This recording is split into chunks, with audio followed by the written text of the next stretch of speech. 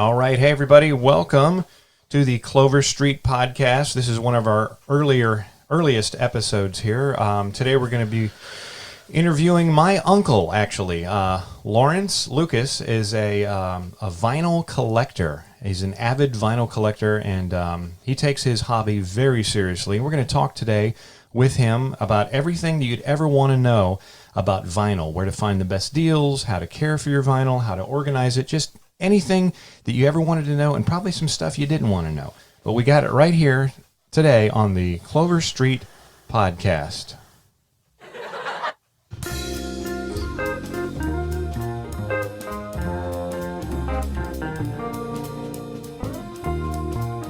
All right, and here we are. Hello, Lawrence. Well, hello. How are you doing? Doing fantastic. It's good to finally get this organized so we could actually do this.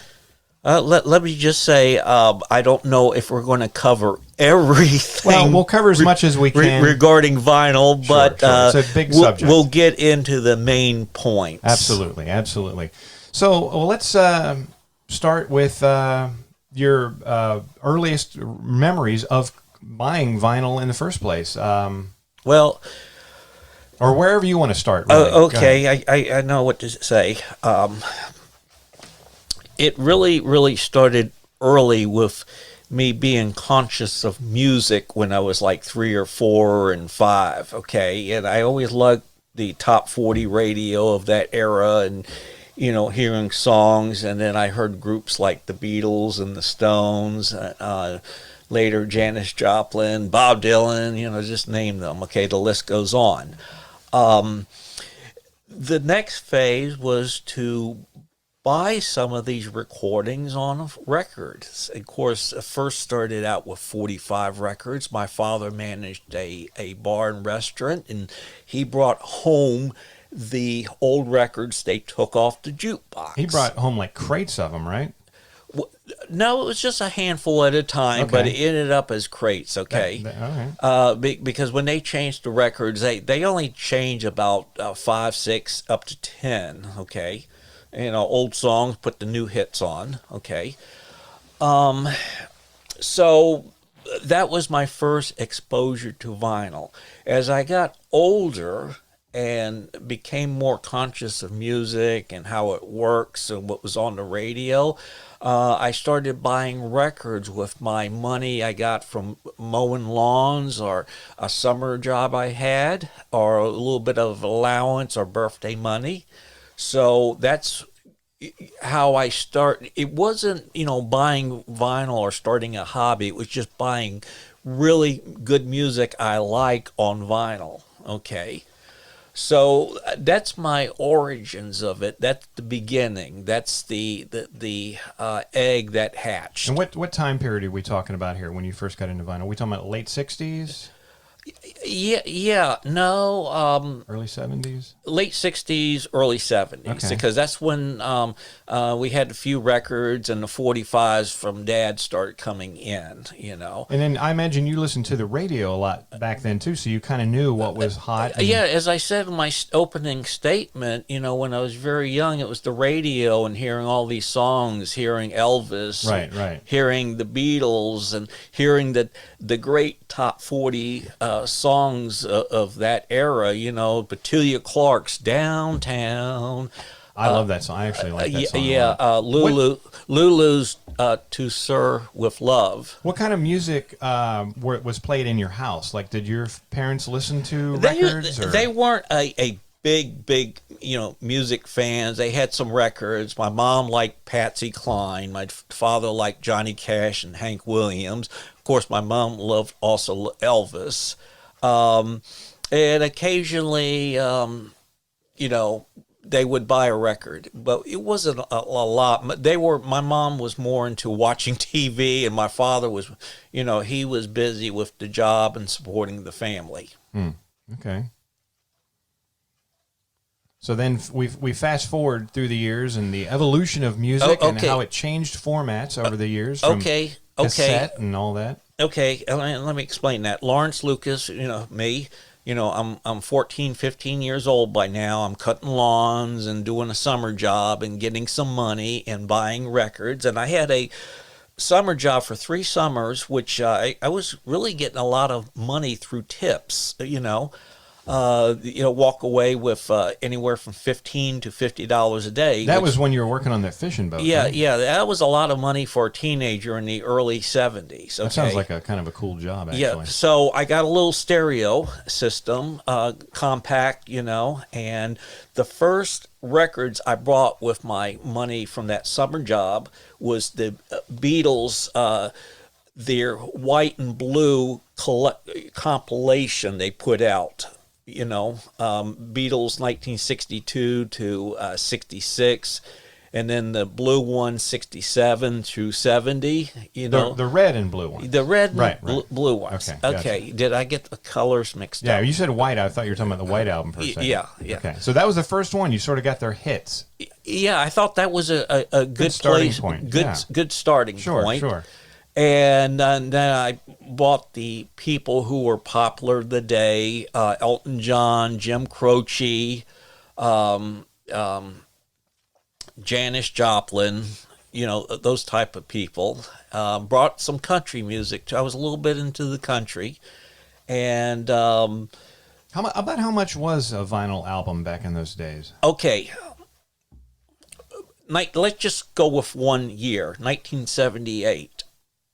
Okay. A vinyl record was on average about $7.99. Okay. And retailers, upon a new release, when it first comes out, they'll reduce that to $6.99, knock $1 off, because they want people to buy it and get it on the charts and all that. So that's 1978 inflation rate. Vinyls was $7.99. Okay, sounds pretty reasonable. It's like 3-4 times as much nowadays if you go into buy vinyl. But yeah, it sounds pretty reasonable back then for what you're getting. And some of the vinyl I brought at thrift stores, it would have the original little sticker on, like from the 60s. You were buying vinyl at thrift stores that long ago? No. This is we're going forward with it. Okay, I got No, you. I'm just saying that going back to the pricing of the late early 60s, 50s, I see the little tags for $2.99. So we know it was at $2.99 one time. Right. Oh, that's pretty neat. So fast forward a little bit, and vinyl has really sort of made a resurgence. You were sort of on that resurgence before it even became a resurgence. Oh, okay, what happened on my perspective? Okay, started hearing vinyl is coming back, or kids went into their parents' or their grandparents' record collection and started pulling these albums out of the attic, and they'll find a old record player, and so that I think that was the hatching of the egg. So at that point, when I started hearing about it, I went out to the thrift store and I purchased a soundtrack album called West Side Story. It has a really cool red cover with an outline of a fire escape stairway, in New York. It was all illustrated, and I just liked the album cover, the artwork. It was only $1. Okay, so that was the start of my thrift store buying at the time when vinyl started coming back. What year are we talking about here? Boy, pinpoint me in a year. I don't know. Maybe 20 years ago? 2008, 10, 11, okay. somewhere along there. Not that long ago. Then. Not that long ago. Okay. Then new vinyl, 180 gram vinyl. Can you explain that to people, the difference? Because they didn't have 180 gram back in like the late 60s, right? Right. Tell me about, what does that even mean? I see that the sticker on the albums all the time. Okay, bottom line, it's the thickness of the vinyl. And 180 gram is thicker than your traditional old school album that they used to make. That's correct. And what- you'll see the also on those tags pure vinyl. Okay. Okay. What's the benefit of it being thicker? Just more. Well, I'll get to that in a minute. Okay. Okay. As rock and roll music grew and it became more business oriented in the 70s, the record companies got smart. And also, we had the energy crisis in that time, okay? Petroleum, which vinyl is a petroleum product. Record companies are thinking, you know what? We can really, our profits, we can really plop them up. That was the cat. Okay. If we melt down old vinyl, Access or whatever, and put it into the new vinyl, we could save money on the petroleum, and thus increase our profits. So they did that, and that results in more crackles, pops, not a cleaner sound. Okay. Okay. Because it's less, because it's lighter weight, it's thinner, and it's not as high quality, right? Right. Okay. Fast forward to now, and 180 gram pure vinyl. Pure means it's pure vinyl, no recycled materials used. Oh. Okay. Now, to your question on the thickness, 180 gram, there's actually 200 gram also. Okay. But the thickness is good because the grooves are deeper into the vinyl. You get that? Mm-hmm. Okay. The grooves are not on the surface of the vinyl. They're carved in. Right. So that means if you scratch a record with thick vinyl, if you, by mistake, accident, put a scratch in a record, it may not affect the sound because the grooves are deeper. You didn't dig in as deep. Okay. Okay? You get that? Yes. Okay, I'll wait till you're done. All right. I just want to get one picture of us here. Chris is taking the picture. Okay. Okay, we're messing up the flow of the interview, Chris. I know. I can cut out the dead air parts. I just want to get one good picture of us. Okay. It was about dead air parts. Yeah, there we go. Okay, gotcha. All right, go ahead. Okay, so you understand why thicker is better. If you accidentally scratch that record, Mm-hmm. it may not, because it's in deeper into the vinyl than a thin piece. Right, so you wouldn't do as much damage. Right. The records all basically start out in liquid form, correct? And then it's hardened somehow? Well, I don't really want to get into that because that's not my area of knowledge. Okay. People can Google that. All right. Okay. The manufacturing of vinyl. I just know the basics. Okay. Okay. The grooves are cut into the vinyl. The deeper the vinyl, the better. If you scratch it, it's not. If you didn't dig too deep into the scratch, you still won't hear it. Does that affect the sound quality at all? Like, say you have a brand new mint condition regular vinyl and a brand new mint condition 180. Because the grooves are deeper. There's been a debate on that, okay, whether the thickness affects the sound. Okay. I've heard records, new vinyl, that's 180, 180, and then records that are not. The ones that are not always sound as good as 180. So there might be some minute difference that my ear is not picking up. But they definitely use that as a selling point. They slap that sticker on all the 180s and say, hey, we want you to know if you're spending your hard-earned money, you're getting a 180. And people are usually pulled in by that.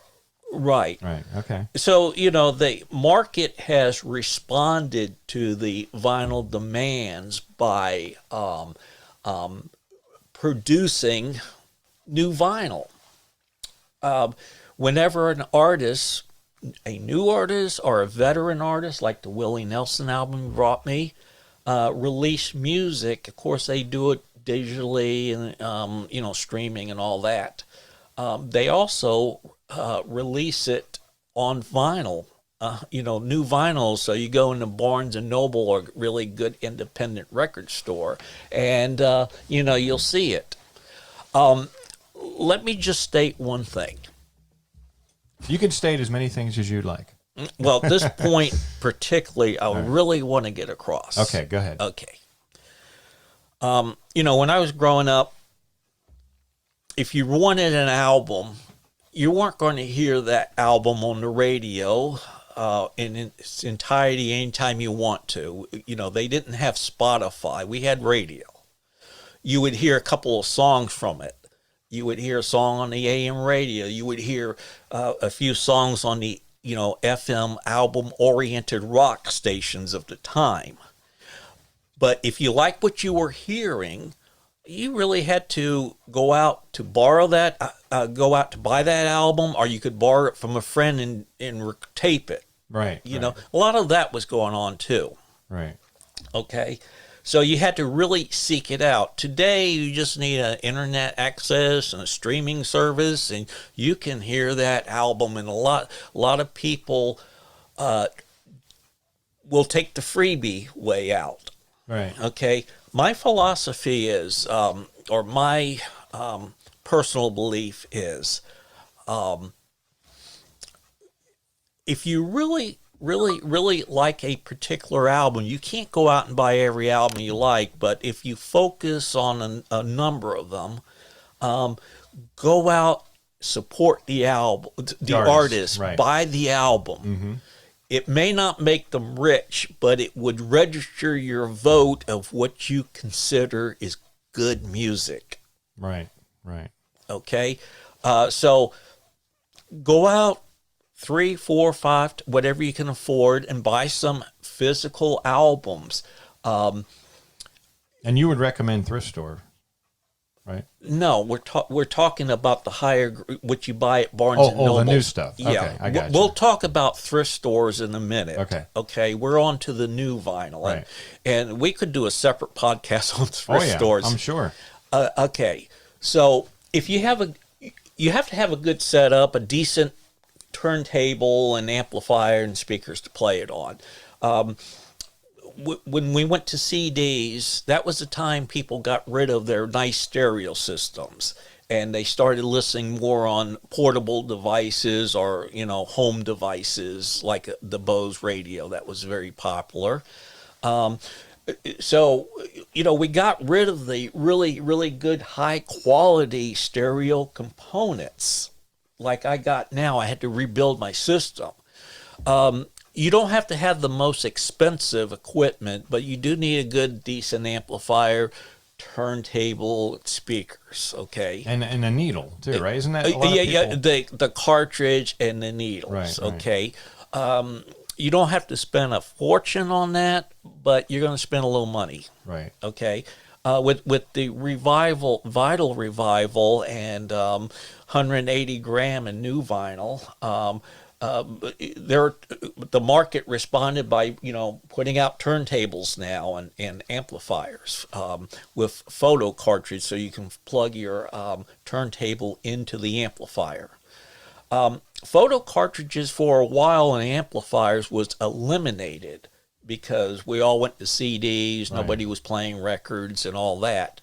So if you have an amplifier without a photo cartridge, you have to buy a preamp, okay? Right, I had to do that, actually. You can research that. I don't want to get on that, okay? So you if you get some new vinyl, have a decent setup, and play your records. And a lot of them come with download cards too. Yeah, that's great. So you can download it on your computer, rip it to a blank CD, and play it in your car. Yeah, that's the way to go, because there's no way you can play a record in your car. Yeah, and if you rip onto a CD, be very respectful of the artist, because you don't want to be making duplicate copies and giving it away. Sure. You sure. know, I'm very much against that. Yeah. Artists should be paid. Their work should be appreciated. Okay, I'm sort of at the end of the line. Okay. Well, let's maybe talk to people that might be interested or have already started a small vinyl collection. You want to maybe give some advice on bargains, where to go, where not to go, where to be careful, where you might get ripped off, where you might find the best value. And when you go to a thrift store and you're thumbing through albums, what to look for when you pull that album out of the sleeve and you're holding it up to the light. What are you looking for? What will be something that would completely disqualify that purchase, even if it's only $1 or whatever? Okay, as far as buying the new vinyl, not the thrift store vinyl, but the new. Well, that's. I mean, you don't really inspect the album there. No, but you're just talking about what artists to get. Yeah. Okay. Well, what I'm saying, as far as the new vinyl goes, just go to a good business. Barnes and Noble is great. Independent record stores especially need to be supported. Yeah, there needs to be more of those. Yeah, and we do have some scattered in our area, so we're lucky. Right. And what about internet, purchasing them from the internet? I'll get to that in a minute. We're not talking about internet purchases. We're talking about vinyl. Oh yes, you can buy new vinyl on Amazon. They have a lot of good deals. You know, whatever you feel comfortable with. Just get with a business that will back the product up. Okay. Sometimes you can get a bad pressing of a record. You know. And sometimes those. My dad actually had an album one time. He bought it, and it was not the right album. It had the right sticker. It was in the right album sleeve and case and everything. But when he played it, it was a completely different album, and that actually made that album worth a lot more money. Right. So any business who will back the product up. All right. Period. I do like to support the mom and pop independent records, but. Anybody you want to give a shout out to, a little plug or a promotion to? Well, we'll do that last. Okay. But again, Barnes and Noble, a nationwide sale, 50% off of selected vinyl. They are having that sale right now, but that could end, right? I think it will go up to February 3rd. Okay. What I think they're doing is clearing out inventory. Right. Okay. And so they're selling it right up to the loss, where they won't make any money, but they won't lose any money. Okay, so I got some Christmas money, and about $150. Well, guess where that Christmas money went? Barnes and Noble. It went to Barnes, and I picked up some great titles. George Harrison, Bruce Springsteen. Now, do you think the reason that they're having this sale, this clearing out these old albums, is because their vinyl sales are just taking off, and they just want to bring a buttload more of it in there, and maybe even expand their vinyl selection? Well, I don't want to get into that. I don't, because I don't work for Barnes and Noble, so my knowledge of that is practically nothing. The only thing I could figure out is they probably just want to clear out some inventory. Do you think that vinyl is still increasing in popularity? It's on the rise still, or is leveling out? It's been holding steady. Okay. All right. Okay. So, I picked up some great vinyl. Bruce Springsteen, Paul McCartney, George Harrison, Sharon Jones and the Dap King. Let's see. Neil Young Decade, which is a compilation album, 3-disc. It sounds great, and it's $36. Well, I got it for $18. Oh, they had that one on the sale too, huh? Yeah. So that was the bigger bang for the buck off that deal. All right. So, we primarily focused on new vinyl. You want to talk a little bit about thrift store vinyl? Yes. Okay. what to look for, where to go. And how are we doing on our time? Plenty of time. We're only 24 minutes into it. I figured we run for an hour and a half, or until we run out of steam. Okay, thrift store vinyl shopping. The do's, the don'ts, you know. Well, I'm going to cover all that. Okay. Let me give you a little history. When CDs came on the market, when they were king, a lot of people were dumping their albums at thrift stores. Or when Uncle Billy dies, the old hippie of the family would just dump his albums at thrift stores. Wow. So this is, 02, 03 and all that. So you would find a lot of cool titles, mainstream rock titles. And they were abundant and cheap.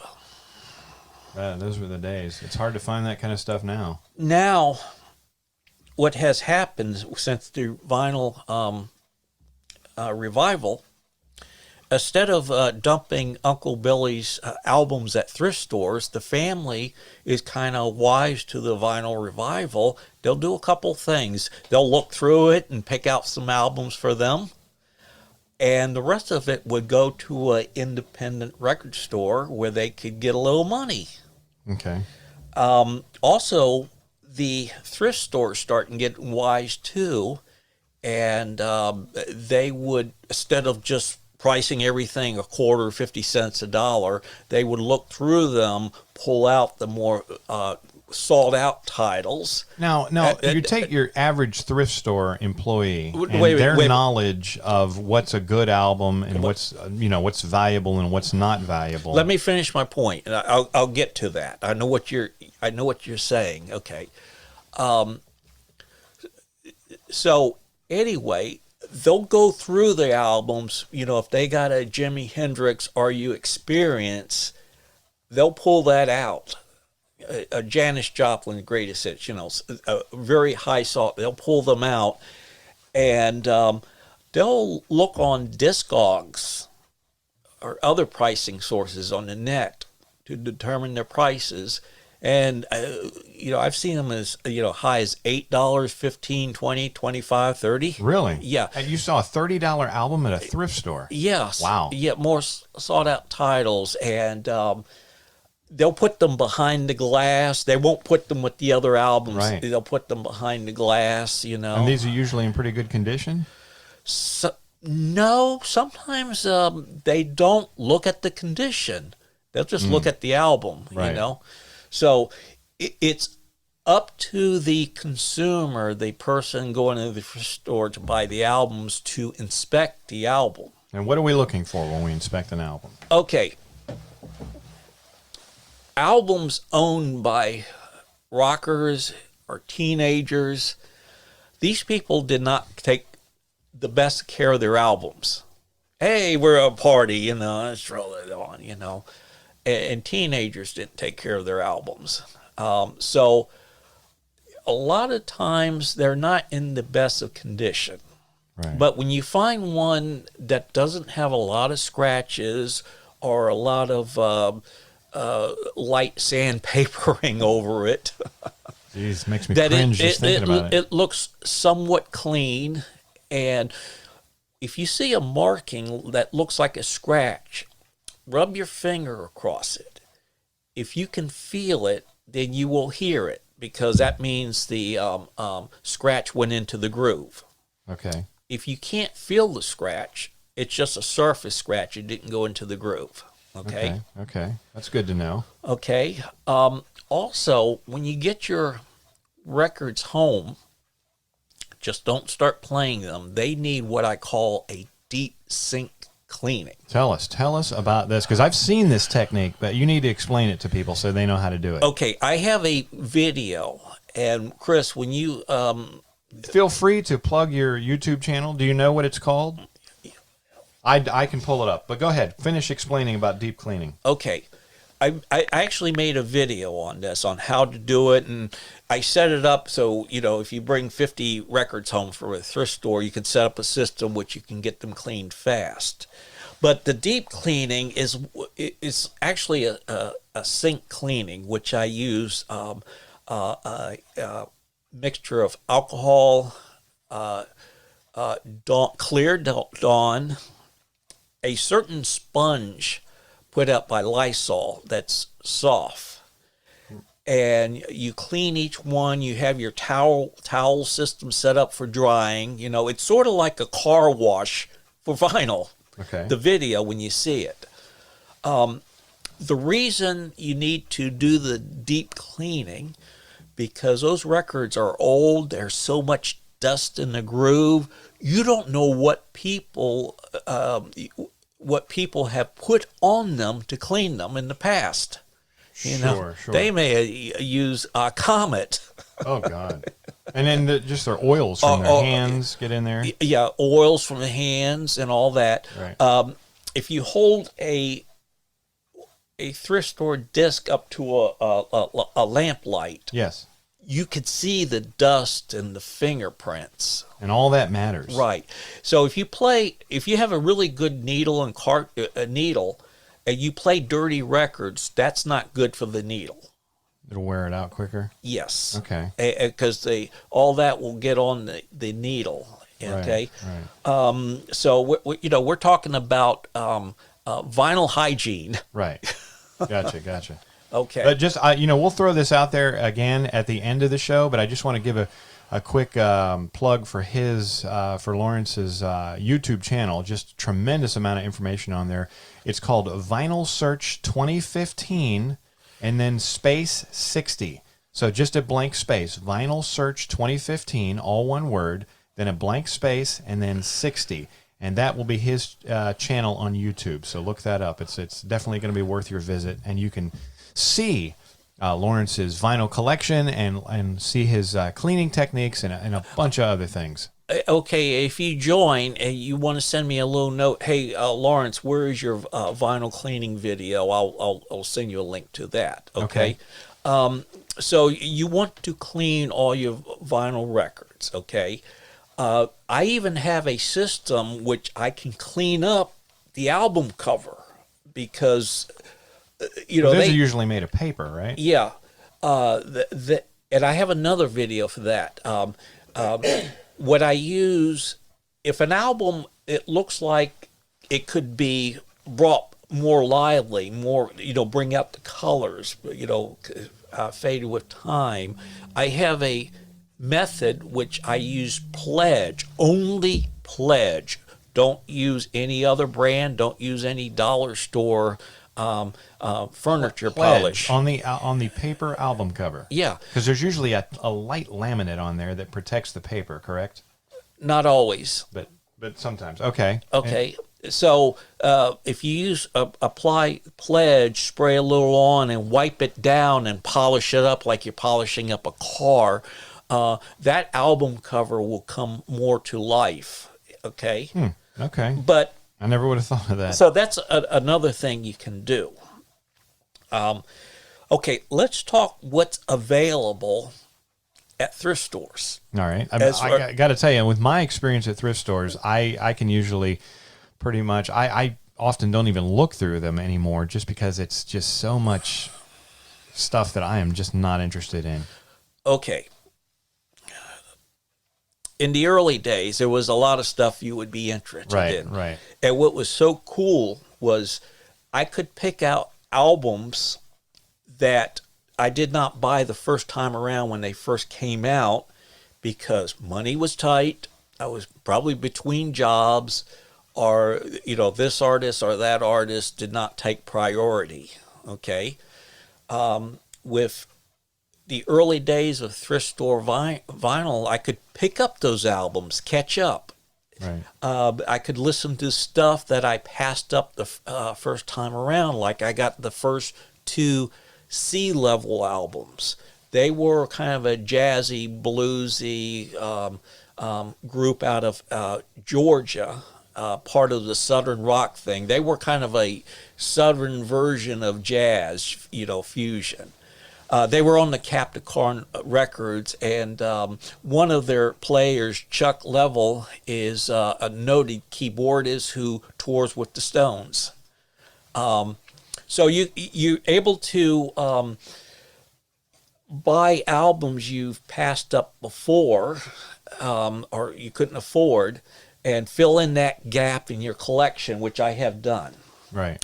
When the vinyl revival happened, here's another thing. When we went to CDs, a lot of people got rid of vinyls. My choice was to keep them. Let's just put them in storage because they're not making them anymore, and they may be coming back. Now, So I saw into the future. Okay. So that's why when the vinyl revival happened, I took them out of storage and I started setting up a vinyl room. I hit the thrift stores to buy vinyl to fill in that gap, and I eventually got into the new 180 gram vinyl. Okay. So all the good rock and roll pop titles that were very popular, you don't see them anymore at thrift stores with some exceptions. What you do see, if you just want rock and roll popular music, if that's the only thing you're interested in, you probably don't want to waste your time at thrift stores. Yeah, that's probably true. Okay. If you're really all over the map, you like big band music, you like instrumental music, you like jazz, you like classic vocals from the 1930s and 40s and 50s of both female and male, you like really strange, unusual records, you like surf music. Old Bill Cosby albums are often found at thrift stores now, too. Yeah. They used to be worth something until the huge scandal. So if you're patient, you can find those records. My jazz collection, which contains about 300 albums, most of them were thrift store purchases. Wouldn't you say that most of your albums now are thrift store purchases? I would say it's probably about 50-50. Really? Yeah. Wow. Okay. Yeah. I didn't realize you had that many non-thrift store purchases. Because you go almost every day, don't you? Yes. Yeah. So jazz albums are still pretty much available at thrift stores. A month ago, I picked up about 8 titles from noted jazz artists. I don't want to get into the names or anything. Right. Old releases on the CTI label, which is a big jazz label. Verb Records, Blue Notes, and there's others, and some of these records just escapes the thrift store owner as far as marking them up, and so I find them for $1.49, okay, which is the average, and so I was able to build a really nice jazz collection up. Sure, you have your clicks and pops here. Well, that's sort of the appeal of vinyl, because people kind of miss those clicks and pops from the old days. Some people, I don't like the clicks and pops because it's very ignoring. I don't mind the crackle in the background. Right. Okay. Right. We definitely don't like skips. We don't like skips. I don't like clicks and pops. Some people do. Right. I don't mind the crackling, which you hear more in the quieter passages of the music, and then once things pick up, you don't hear it. If you want to get vinyl, classical music on vinyl, thrift stores.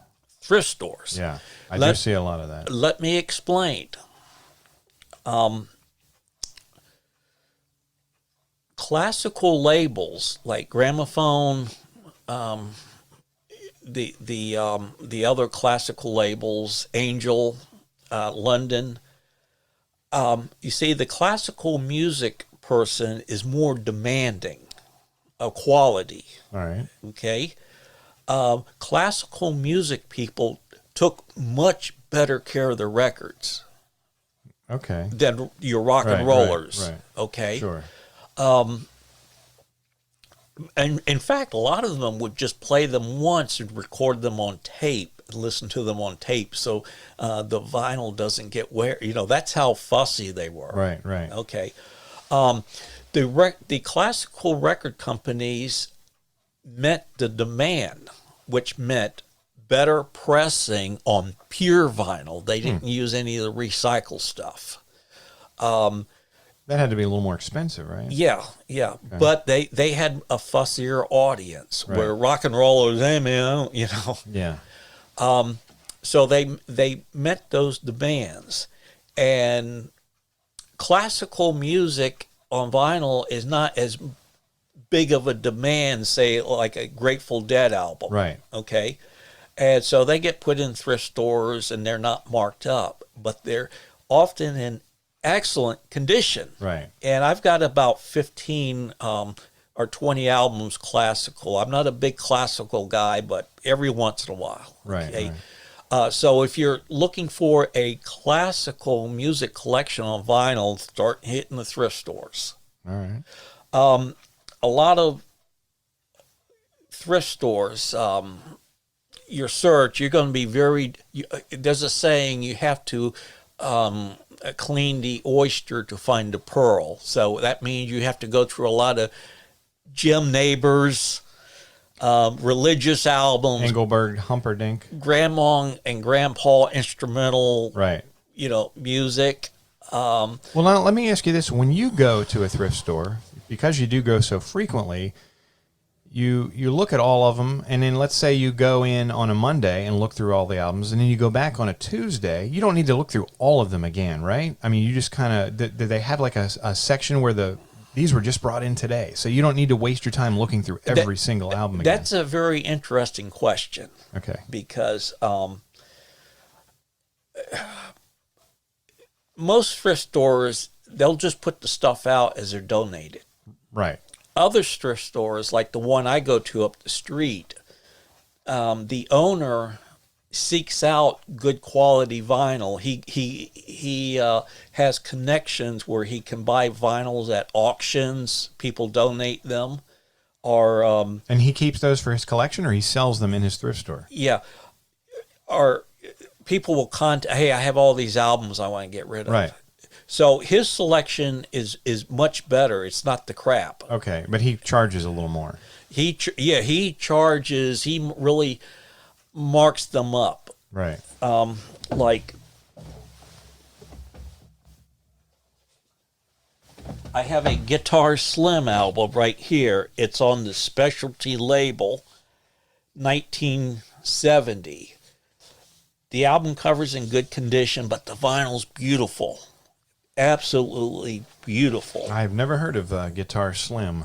Yeah. What genre is that? Blues. Okay. Okay, he was a electric blues guitarist whose popularity was between like 1952 up to his death 1959. He had some declining years of those last years, and he died of health problems contained to alcoholism. Okay, Shocker. but people like Jimi Hendrix, Jeff Beck, Right. they were influenced by Guitar Slim. So Okay. I saw this album. He had it not $1.49, but $2.99. No, that's still not too much. Condition it was in, and his prime recordings. It's a compilation. Right. I said I cannot pass this up. Now, do you know a lot of the people who run these thrift stores? They see you coming, they're like, "Oh, here comes Lawrence. He's going to go look through our vinyl." Did they say, "Hey, here's some stuff we just got in"? Did they sort of give you a little bit of an edge? Not really. There's just one thrift store that I know the guy, not know him personally, but Right, I had a few chats with him. Right. And he's not really, he's kind of a little bit of he's nice, but he's a bit of a standoffish, you know? Mm-hmm. And we know his pattern on what days he would put the vinyl out when he gets new vinyl. And this guy runs a thrift store or a consignment or what is it? No, it's a big thrift store. Okay. Okay. It's a thrift store city in Norfolk, Virginia. Oh, you just told everyone now they're going to go raid the guy. He's not going to have any more good albums for you. That's all right. Speaking of regular album, there's a place, I'm sure you've been to it, over in Newport News called American Oldies. No, I haven't. You never heard of that? No. They're a record store. Right. They've been there forever. They have a lot of, they're not a thrift store. They're an actual record store. And they have a lot of new stuff. They have probably mainly used, but some new stuff too. And that place has just been there forever. It used to be run by a guy named Doug. I think he still owns it. But I remember that we used to go in there, and if there was an album that we were considering buying, he would actually put it on the turntable and play it, and it would be pumped through the speaker system in the store. And it would just give you an opportunity, to actually listen to the album before you buy it, as long as it was already opened, used vinyl. So that was kind of neat. Where'd you go, Lawrence? I'm right here. I'm looking for something really quick. Now, we can't see you, right? This is an audio podcast. Okay. There was an album by Paul Butterfield, who was a terrific, forgot the name of the brass instrument he plays, trumpet. Okay. And a really cool album cover. I wanted to show you, but I couldn't find it. Well, yeah. But what's cool at thrift stores when you find this album here, Anything Goes by the Dave Brubeck quartet plays Cole Porter. This is cool. Folk concerts from the heart of America, the Stanley Brothers, classic bluegrass and folk music, and done live. And the cover is really cool. So it's more, if you can get into the more eclectic. You most definitely have gotten into the If you can get into the eclectic and appreciate the full range of what the human existence have offered in the way of artistical music. You're getting deep on me, man. You're getting deep. Yes, that is cool. When you can find a early 1980s Don Williams album called Cafe Carolina, and Chris, I want you to describe that album cover. It's an old. Here, pick it up. I can see it's just an old timer sitting in a cafe drinking a cup of coffee. He's got a little bit of a cowboy hat on and a plaid shirt. Yeah, and there's he's got his cigarettes with a cigarette lit up. Yeah. The smoke going up. His smoke's on there, and he's just kind of looking forward, maybe thinking about something. Yeah. Okay. In deep thought. Yeah. So a very cool album cover. Mm-hmm.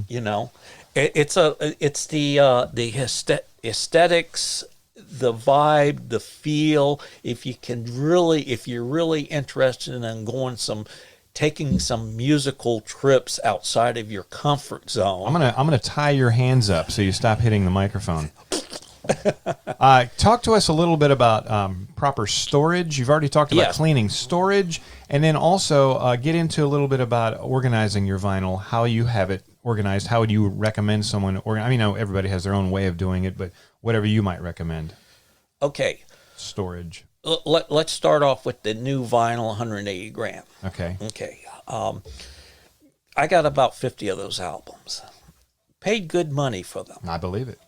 And I'm no longer a teenager anymore. And I think, boy, if I took better care of my old albums. So I'm getting these 180 grams, and I said, I'm going to take really good care of them, which I have. I have them properly stored in plastic album cover containers. Now, these are not the ones that you bought them in. You went out and got these additional album covers. Yeah, you can buy sleeves for album covers for $20 $100. Okay. Okay. Sounds like a good deal. So 180 grand, the new vinyl. They're all in sleeves. I got them on in a nice shelf where these shelves have dividers. I know we can't show them, so I don't have them squeezed together. I give them some breathing That's room. good. That's good. Because I hate when I go through the record store and I'm flipping through them and they're packed in there so tightly. Yeah. And you know, I have to actually remove half a dozen albums just so I can flip through them effectively. By not squeezing them together, that helps keep the album cover in pristine condition. And it doesn't get that round ring. Right. Yeah. And if it's a thick spine, it will remain thick. It won't get squeezed. Right. Squeezed in. Okay. One thing I do to avoid ring wear is when the album goes in the plastic cover, prior to taking the album putting the album in the plastic cover, I take the vinyl out with the inner sleeve. Okay.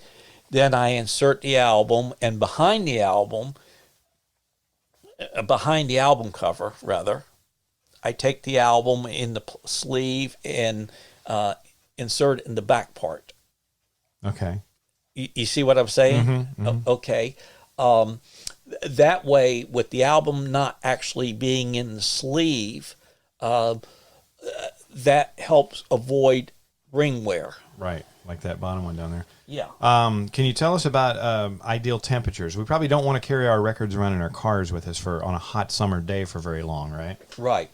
Well, let me finish up with storing and organizing. Okay. You know, you can look on the internet and see videos of how people store their records, you know. I got a jazz section, I got a classic vocal section, I got a rock and roll and pop section. I like those white record holders. Where'd you get those white plastic ones? Well, people can't see them, Chris. No, I know. I'm just saying, though. I got them at a yard sale. Okay. And you can see they have dividers, too. Right. Yeah, those are nice. Okay.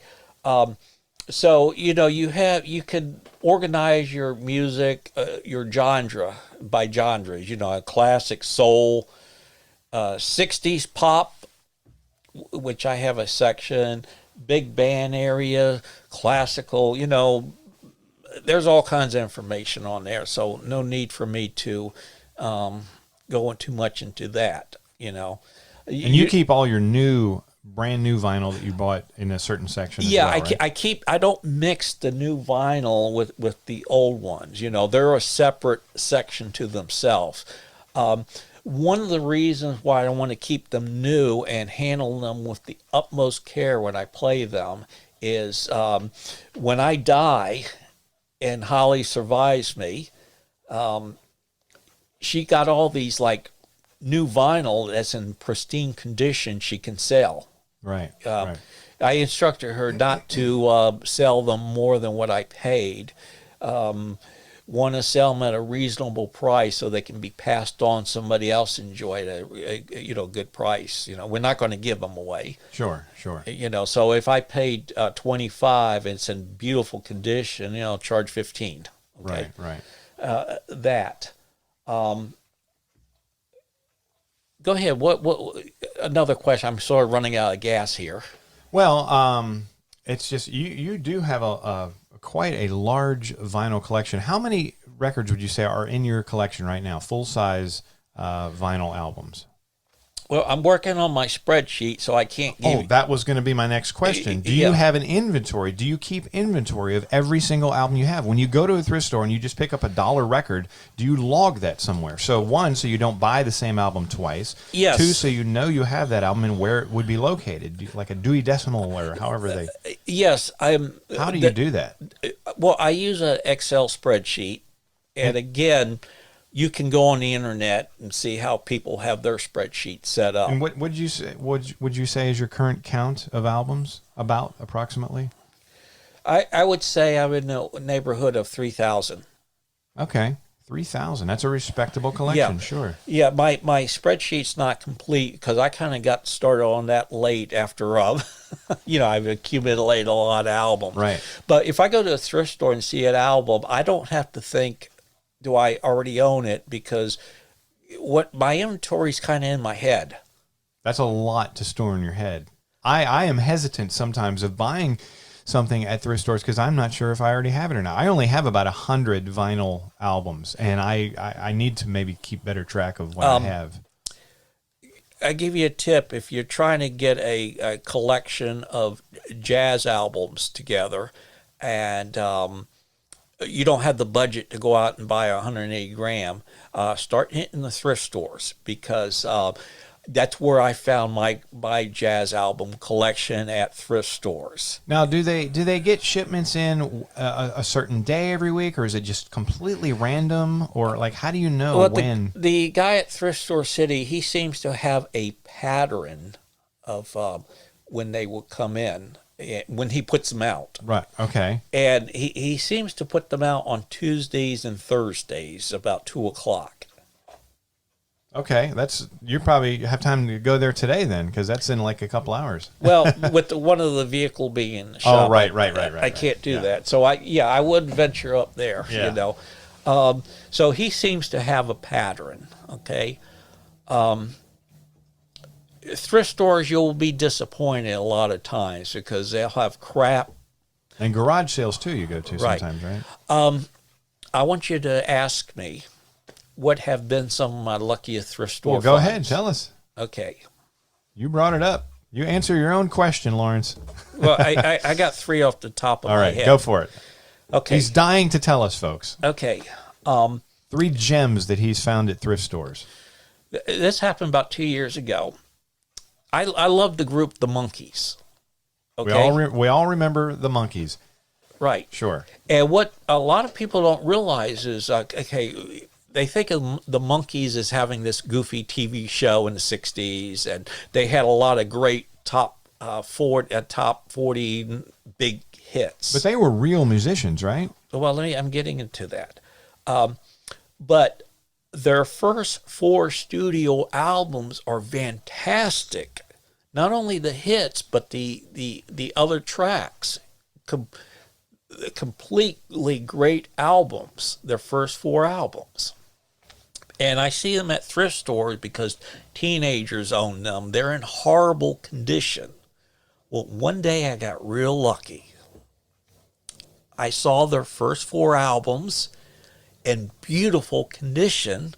2 of them even had the shrink wrap still on them, the original plastic. Nice. Album cover wise and vinyl, they were in beautiful condition, very playable.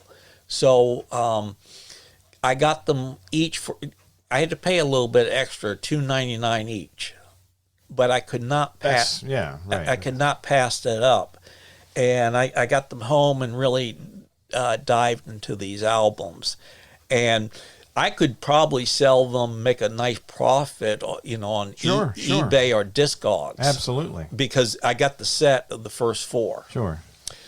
Another lucky find, one day I was in a thrift store and I came across Aretha Franklin's first album for Atlantic. Forget the title, it's a long title. It had her big hit, Respect. But the album, the entire album was magnificent. This was her first album. She was just coming off Columbia Records, which she did not have success, but she signed with Atlantic and hooked up with the right people and released a what is considered her best album, a classic. And this was an original first pressing in mono. Okay. The album still had shrink wrap on, and the album was in beautiful condition, no marks on it, nothing. It's although somebody brought it in 1967 when it came out, and maybe played it a couple times, put it away in a good place, and it got to the thrift store. I got that for $1. Wow. I could sell that on a discography for like 50 something. Is that right? Yeah. Wow. Yeah. Give us another one. Time Life series that came out in the early 1980s of big band music. it was a box set series that was sold on television. They'll do the sales pitch. I remember those. Yeah, and then every other month we'll send you another set. It was a series. So sort of like your midnight special thing. yeah, Yeah. I got they're right behind you, right below the radio on your right. If you want to just glance over. Oh yeah, it looks like a set of encyclopedias over there. Yeah, exactly. So this is Time Life's what? What is the type of music it is? Big bands? The big band music, but each set features one of the big band leaders, like Benny Goodman. Count Basie. Count Basie. Sure. These are the big ones. Right. Artie Shaw. All right. And Glenn Miller. And also in very good condition when you came across them? Well, I'm going to get to that. And also some of the lesser known names who are renowned within the, people who are in big band music.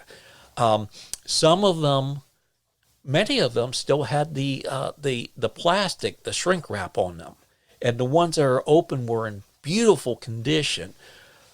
The magical part is all this music has been half speed remastered, mastered at a slower speed. Not going to get into the details of that, but the friend who pointed them out to me, he said that's the best way to remaster music is half speed, because you have so much detail and clarity. And I got the records home. I listened to some of them. The sound just jumps right at you. Da-da-da-da, Yeah. So each box set has 2 discs of the artist's best work. It has all the important recording dates, who's on each session, and a 2-page flip-through booklet on the artists and their recordings, their history, and all of that. So that was a very, very, very good thrift store. So those are my 3 lucky ones. All right. That's good. I mean, there are many, many, many more. Sure. Well, I got to say, we've covered a lot today, and I just want to let the world know that you are, in fact, my uncle, and my dad is a jazz guitarist, and he had a tremendous influence on me and gave me an appreciation for jazz at a very young age. Miles Davis, John Coltrane, Oscar Peterson, all those guys. But my uncle over here, my Uncle Lawrence, had the biggest influence on me as far as more mainstream and rock. I mean, I didn't know who the Beatles were until Lawrence exposed them to me. The Rolling Stones, the Doors, U2, and it's just been amazing. All the music, even today, to this day, he's still exposing me to music that I probably never would have come across in any other way, and I am just going to always be grateful to him for that. You still with us, Lawrence? Yes. Okay, you disappeared again on me. Where are you going? I still was trying to find that record, but yeah, I'm going to give up now. What anything else you want to tell us about vinyl? We're going to be wrapping it up here shortly, but any other topics? Okay, I would like to do a couple of follow-up videos. Not videos, but podcasts. You were really good enough to bring all your equipment here to my vinyl room, which we're in now. Yeah, it's okay. Because I expressed that I think I could get more into the interview being in the vinyl room. You're in your element, yes. Yes, I'm in my element, and that has really, really helped. Now, our next videos on vinyl... not a video. Are okay, podcasts. Yeah. Podcasts, we'll do it at your house. Okay, sounds good. Because I got the feel now what to bring, okay? Right. We'll get more into thrift store stuff and goofy stuff you can find. Right.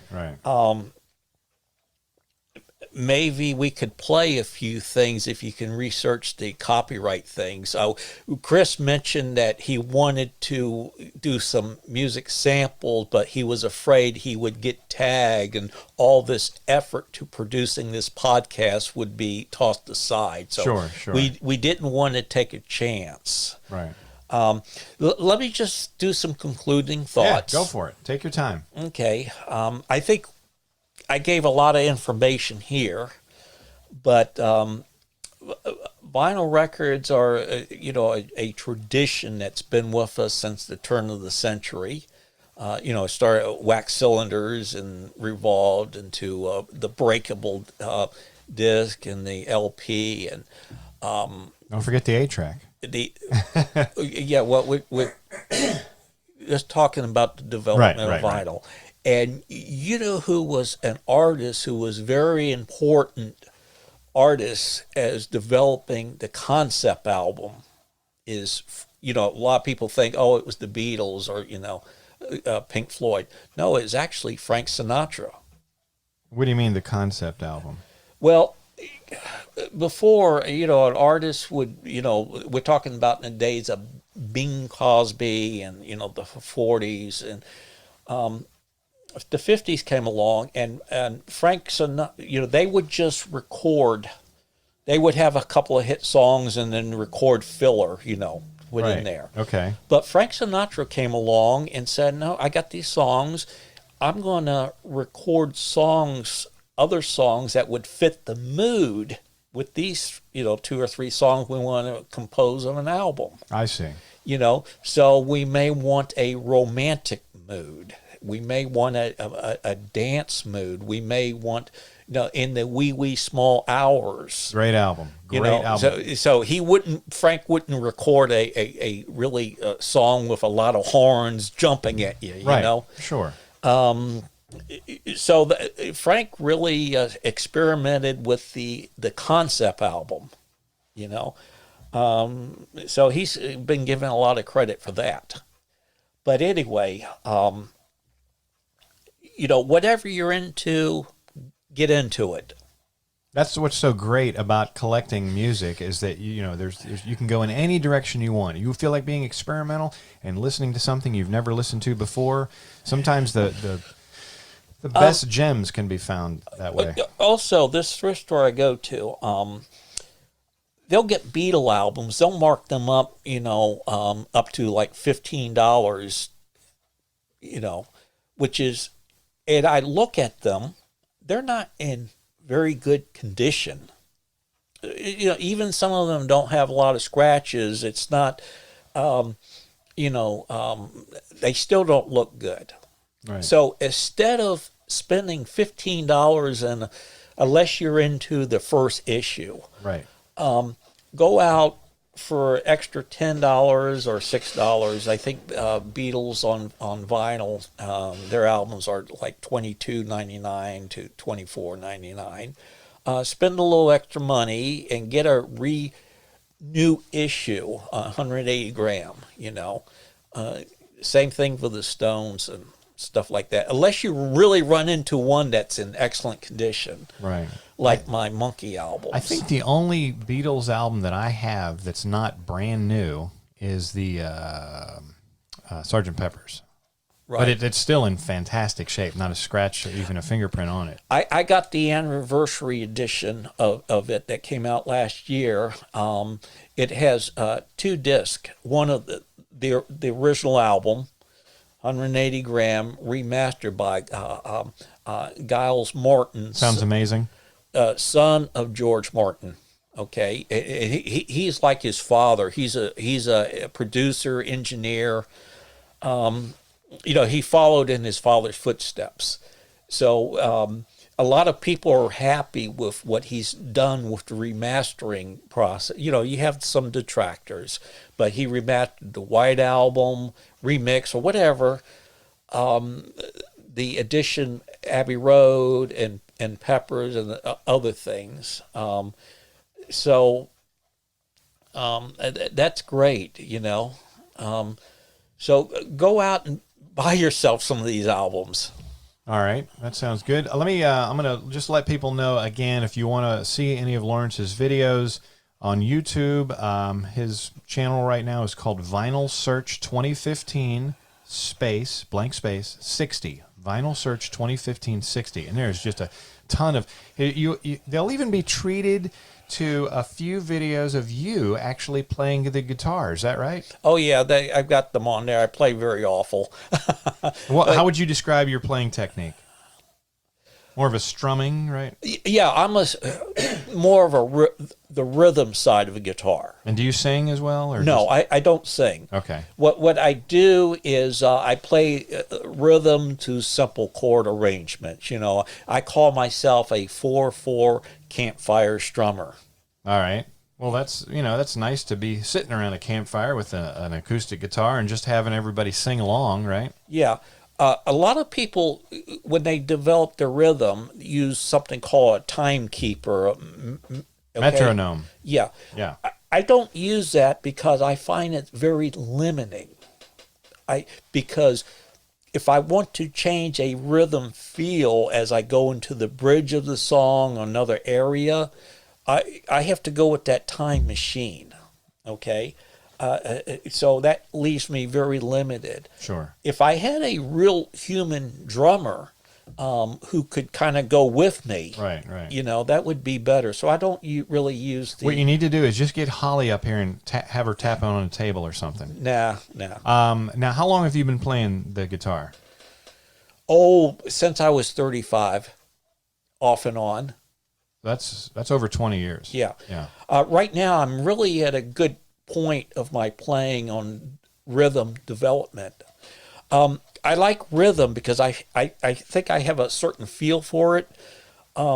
With playing leads and all that, you have to really study it and practice, but you learn your basic open chords or bar chords and get the chord arrangements, and after a little getting the feel of the arrangements, you're good to go. Yeah. So it's more immediate. Right. It's just a fun hobby, though, right? I mean, you're not trying to be the next Lucinda Williams or anything, right? No. And there are some songs that there's no lead guitar parts, like the classic by Buddy Fuller called "I Fought the Law." If you listen to that recording, it's all rhythm playing. Is that "I Fought the Law"? But the law won. Yeah. So if you listen to that recording, there's no leads there. It's all rhythm guitar. Yeah. Okay. And give a couple of shout outs to your favorite record stores. Send people to. Okay, AFK, independent record store. They're actually both a record store and a bookstore, and they sell other medias too. Shore Drive, right? Yeah, Shore Drive. Okay. It's near Chicks Beach. In Norfolk, Virginia. Yeah. And further down the road, Virginia Beach, there's Vinyl Days. Okay. There's Birdland, which is an old established record store.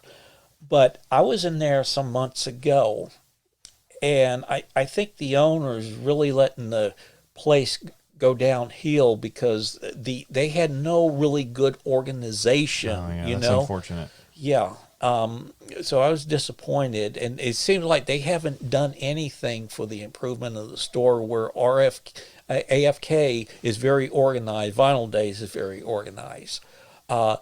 There's also,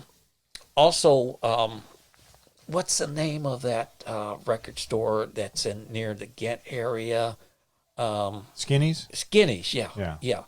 Go there. The guy could be who runs it could be be careful. He might be listening to this someday. I talked to him. He's actually a very nice guy. Yeah. But some of his customer service skills could be improved upon. Yeah. Okay. But it's still a very cool place to go. Because I said that, I don't discourage people from going there. Right. And then what's the name of the place that you go to all the time where the guy... It's Thrift Store City, USA. And where's that? It's on Granby or?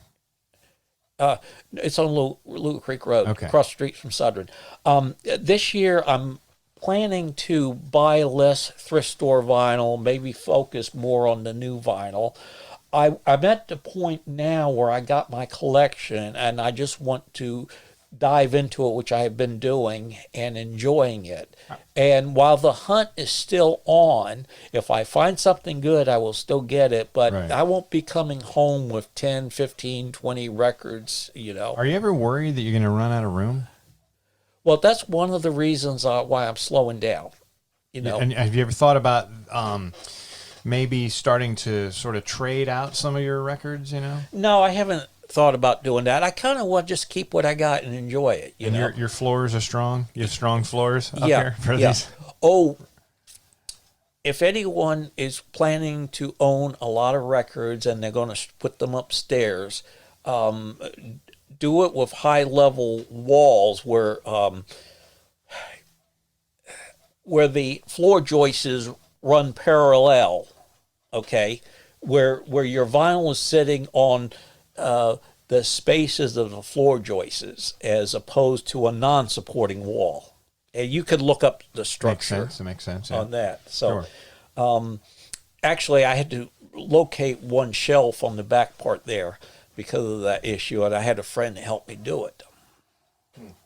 Yeah, I like how you have a lot of your albums framed too. That's kind of neat. They sell those specialty frames that are designed just to fit album covers. If you all could see this vinyl room, like I said, if you go and check out some of his YouTube videos, you'll see he does a couple of tours of his selection, and I want to wrap up by plugging an artist, if I may.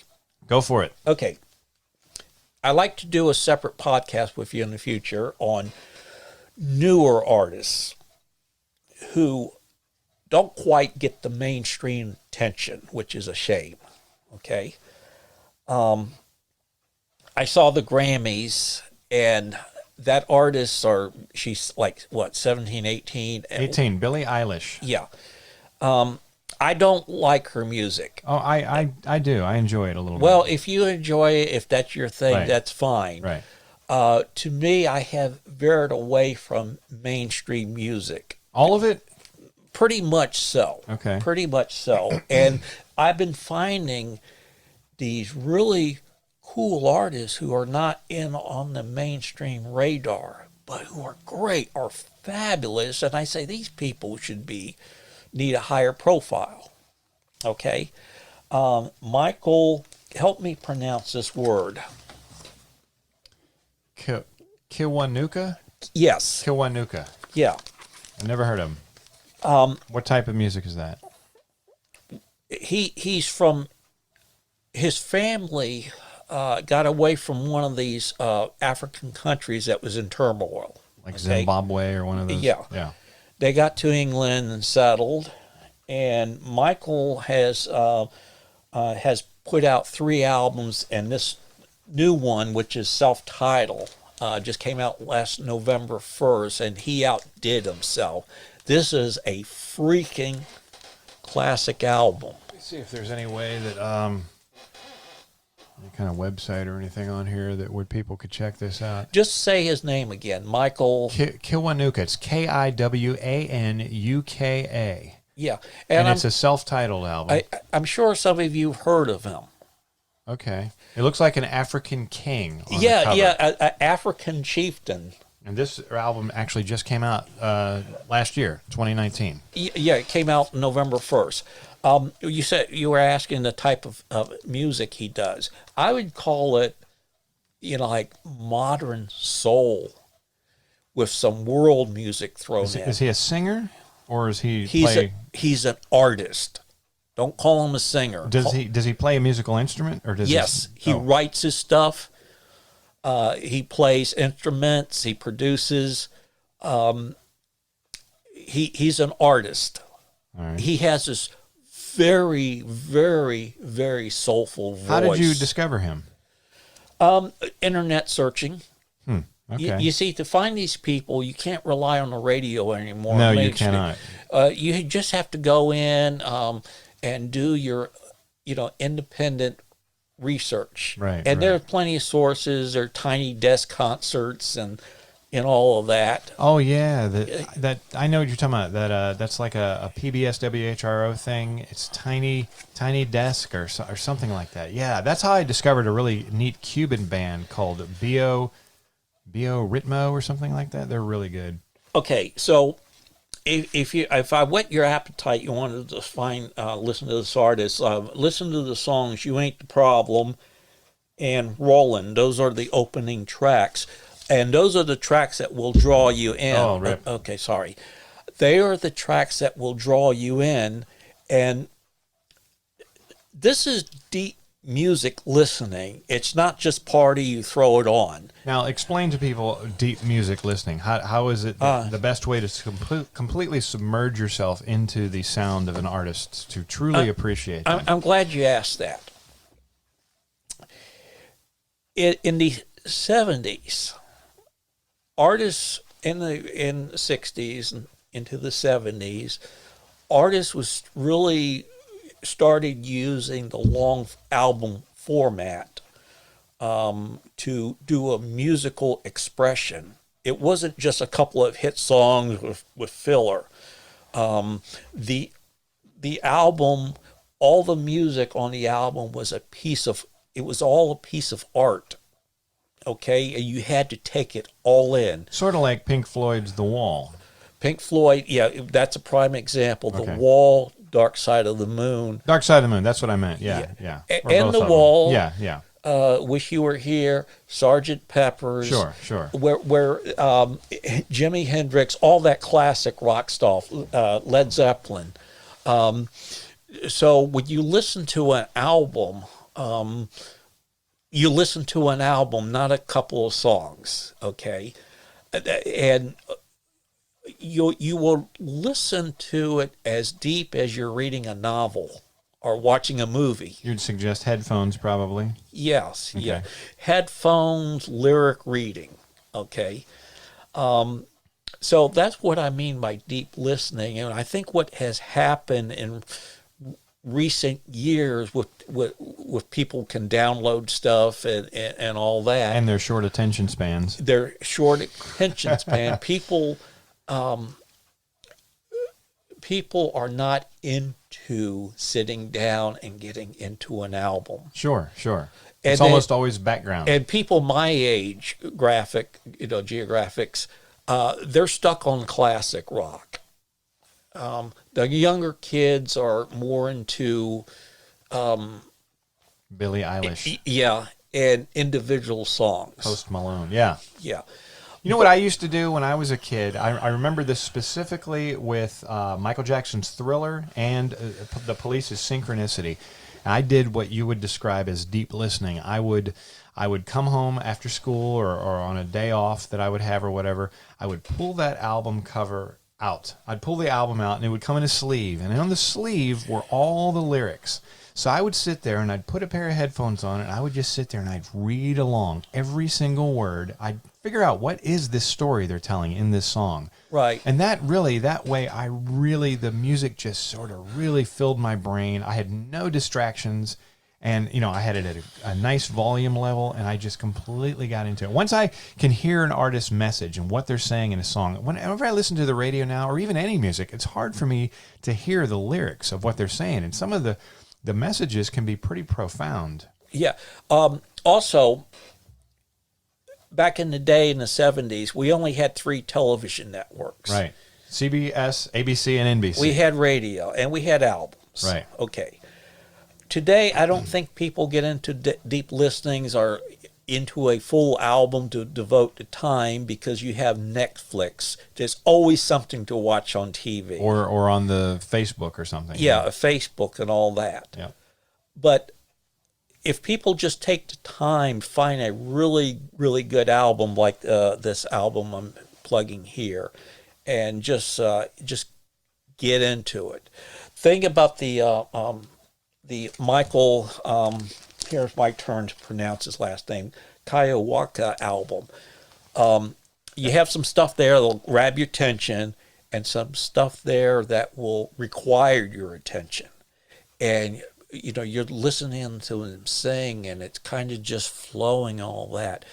and then suddenly these beautiful clouds would come in of backing vocals and drum beats and guitars, So there are surprises. Right, right. This album, if you give it some attention, it will very much reward you. I would have voted this album to best album of the year. I think a lot of the music now that the kids are listening to, it's very processed, computers and programming and all that. I'm not against using modern techniques and all that, but I think we're kind of losing the human element.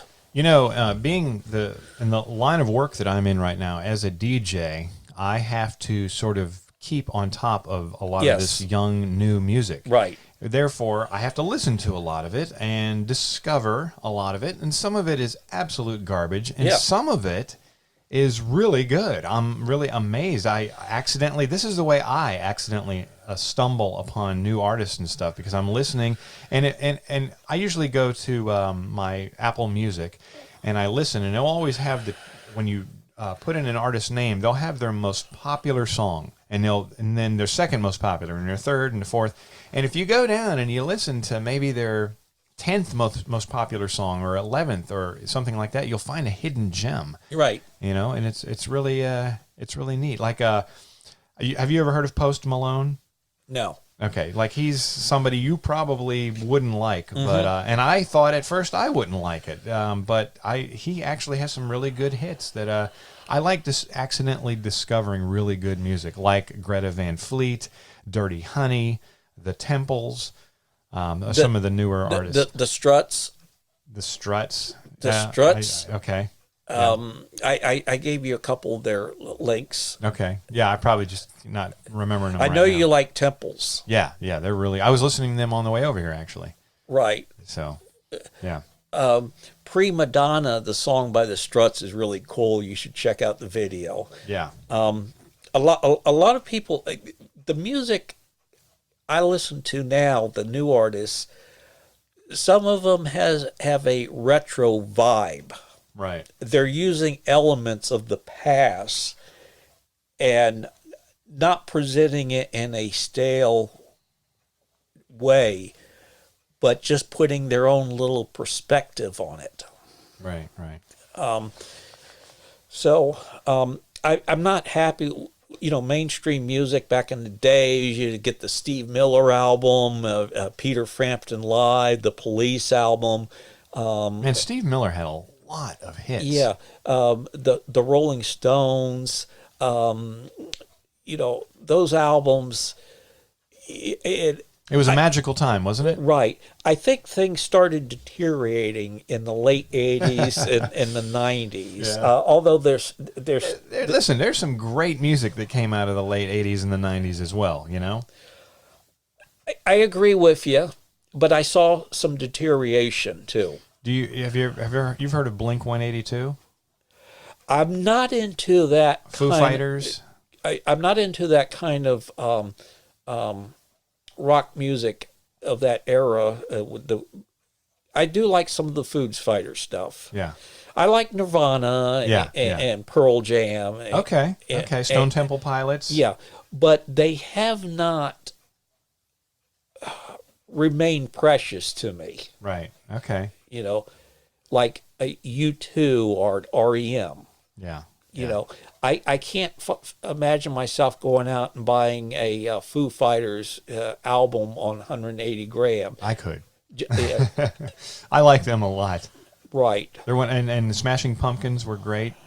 I like them. Who else? There's a lot of good ones out Two there. of the best albums of my favorites of the 90s that came out. If I could only take two albums from the 1990s with me to the grave. I guarantee you he's going to say one of them is going to be U2. U2 Octung Baby. Yeah, I knew it. Okay. Because that album is a roller coaster ride. Is that, if you had to pinpoint one of your absolute favorite U2 albums, that would be? Well, they have really created a number of great albums. Okay. But that would be their best one of the 1990s, along with Zuroba, where they did electronic music. And then REM, Automatic for the People. That's the name of the album? Yes. Okay, yeah, REM has some great hits for sure. Right. That was not the one with Losing My Religion. That was the one, Man on the Moon. Yeah, that was a good one. Yeah. Everybody Hurts. Andy Kaufman, right? Yeah. Yeah. So that's more the music I was into. Also, grunge. Why I like some of the grunge music. When it came out, I was in my late 30s, well established into a job and was happy Adulthood. and all that. So I don't think I could relate to the youth alienation type of, that was reflected in that music. Right. I wanted something a little bit more fuller, a little bit more. I'm not mad at the fucking world. Yeah. I wanted something more reflective of why the world is fucked up. Yeah. To give me answers instead of just being pound, pound, pound, bang your head on the garbage pail. Sure. I actually do like a little bit of metal too. Yeah. Probably nothing you would like. You've heard of Slayer and some of these other groups, right? Anthrax and... Yeah. I never got past, I loved Led Zeppelin. I like a little bit of Deep Purple. Yeah. I was more into, Bachman Turner Overdrive, Bad Company Right. brand of rock, and some Southern rock too. I thought the Southern rock was really, really good because it brought back good basic 3-chord rock and roll where we were tied into progressive music like Yes and Emerson, Lake and Palmer. Not saying that that's not good music. Right. I like some of the punk music, the Ramones. Yeah. Oh, yeah, for sure. The Kinks. Yeah, the Kinks was kind of pre-punk. Have you ever heard of the group called Jet? Yes. Have you listened to any of that? They had a really good album out that was successful, and I actually brought the follow-up album on CD, which I thought it was very good, but they seemed to puttered out. Yeah. It's very hard for a group artist to maintain a level of success after a big follow-up. It's not like the days of, Billy Joel hit big with The Strangers and was able to follow hit album, hit single. Hit after hit. Yeah. Sure. Or Elton John, who did the same thing. And we have not talked about hip-hop or rap. Do you have any appreciation for that music at all? Is there anything you can say about that or just not your thing at all? Or it's music that doesn't appeal to my sensibilities because it's not what I'm looking for. Right. If other people like it, that's fine. I like the idea of early day rap where the artists were airing out some grievances, some social issue grievances. Yeah. Then it kind of deteriorated to, my bitches, my whores, money. Right. The violent element. Right. Have you ever heard of Cardi B? Yes, I have. Do you have any thoughts on her, or you don't know? Just doesn't appeal to me. Right. Not saying it's bad. It's just, I have other interests. I play a lot of her stuff in one of the clubs I work at, and it's very popular. When we do our next video, we'll do it on... Not a video. Okay, podcast. Yeah. When we do our next thing, Yes. we'll do it on newer artists, and I did mention Michael, who are fabulous, who I think are great, that I'm into. Right. Okay, that sounds good. All right. Well, don't leave right away because we're gonna get a couple of pictures for the podcast. Oh, the publicity part. The publicity photos, because someday this is gonna be listened to by millions, hopefully. And one of them, I'll hold the Michael Kaiuka sure. album up. Absolutely. Okay. Well, I want to thank Lawrence for doing this podcast and talking about everything vinyl. I'm sure we will have him back again as a future guest to talk about other things and maybe delve deeper more even into vinyl. But I want to thank everyone for listening. This has been the Clover Street Podcast, and I hope you had a great time. Thank you, Lawrence.